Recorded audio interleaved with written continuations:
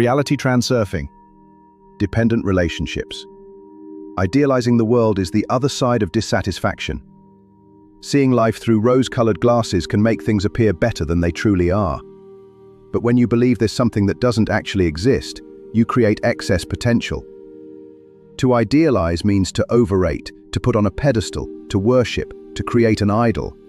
Love, on the other hand, is the force that creates and guides the world. True love is different from idealization because it remains calm, passionless, even if that sounds contradictory.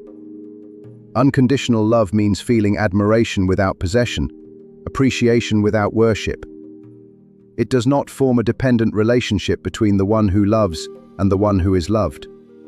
This simple idea helps show where love ends and idealization begins. Picture walking through a beautiful mountain valley, filled with trees, flowers, and fresh air.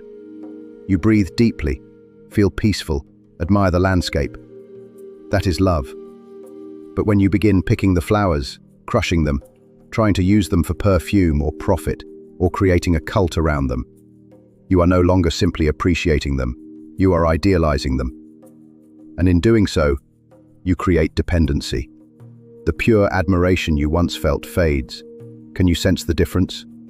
Love generates positive energy and leads to harmonious life paths. Idealization, however, builds excess potential, which invites balancing forces to eliminate it. These forces always act, sometimes subtly, sometimes strongly, to remove what's excessive.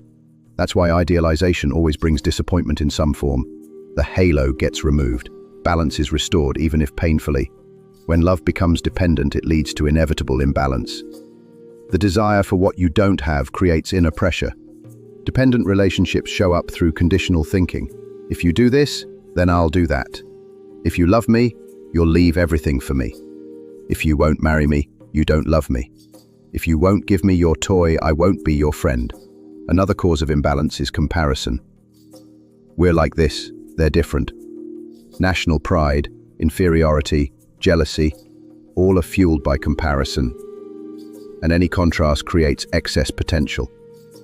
The balancing forces act on you first because you created the tension. Their action either separates contradictions or pushes them into conflict or resolution. All conflict starts with comparison. They're not like us, becomes, they have more, we must take it. Or they're worse, we must change them. Such thinking leads from discomfort to war. Pendulums exploit these tensions, encouraging confrontation to feed off the resulting energy.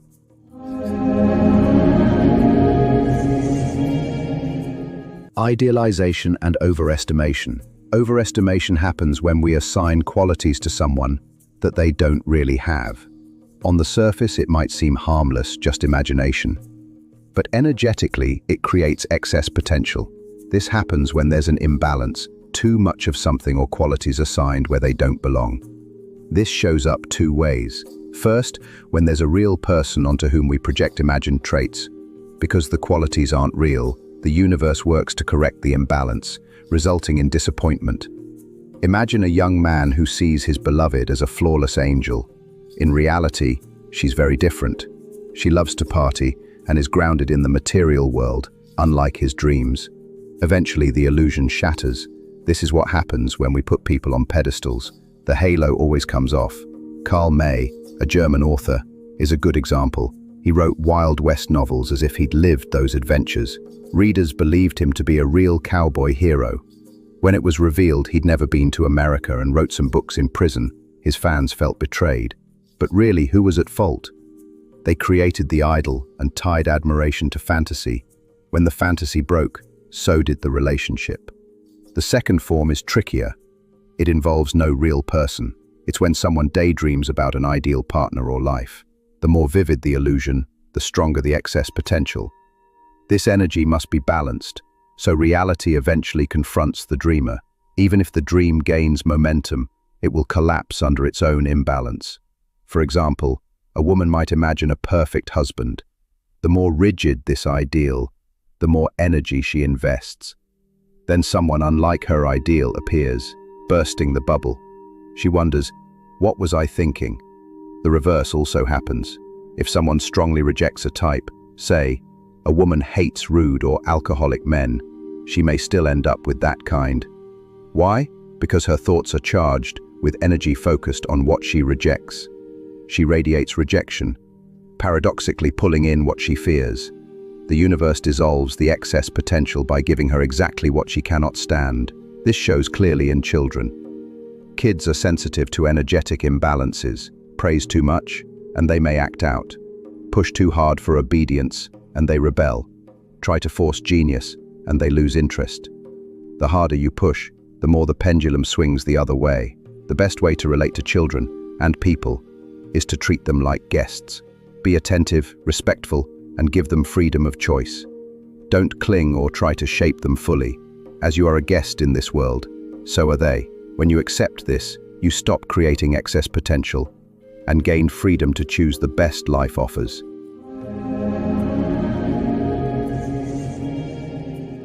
A balanced attitude toward others, not too positive or negative, helps maintain energetic harmony.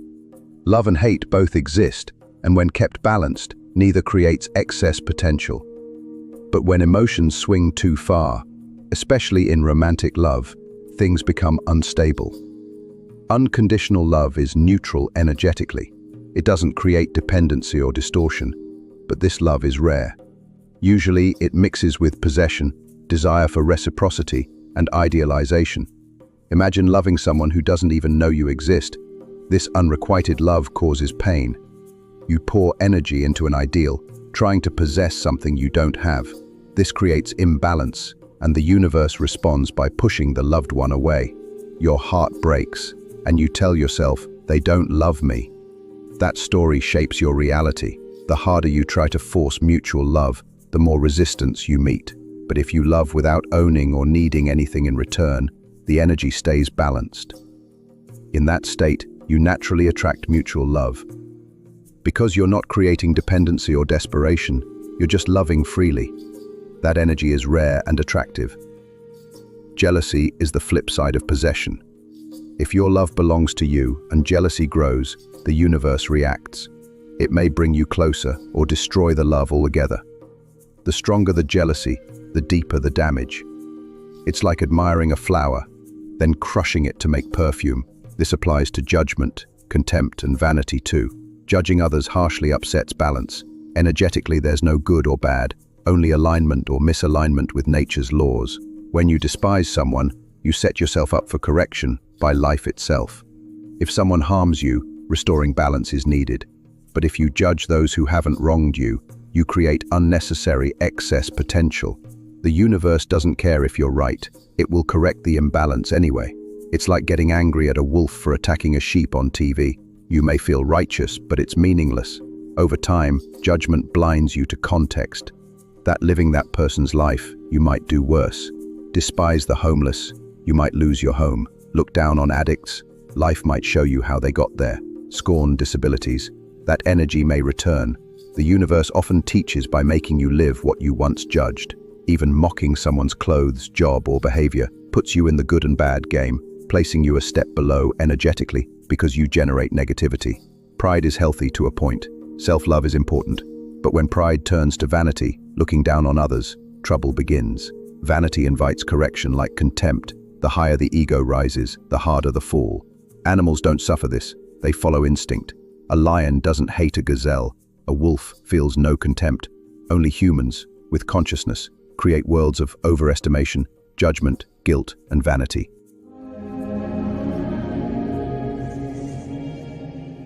In the end, everything comes down to balance. And balance starts with awareness. The awareness to stop projecting, stop judging, and simply let life unfold as it is.